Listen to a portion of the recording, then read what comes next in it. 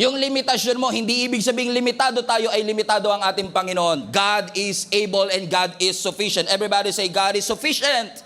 However, siguro kaya tahimik ang katabi mo ngayon kasi marami sa atin ay may mindset, hindi abundance, kundi limitation. Pakiramdam natin napakaraming kulang sa ating buhay. We believe that we don't have enough. Pakiramdam mo kulang ka sa pera. Pakiramdam mo kulang ka sa oras. Pakiramdam mo kulang ka sa lakas. Kulang ka sa edukasyon. Kulang ka sa experience. O kulang ka sa koneksyon. O kaya naman yung katabi mo pakiramdam niya kulang siya sa tangkad. Kulang siya sa ganda. Kulang siya sa lakas at excitement sa pagpasok bukas o pagbabalik sa trabaho.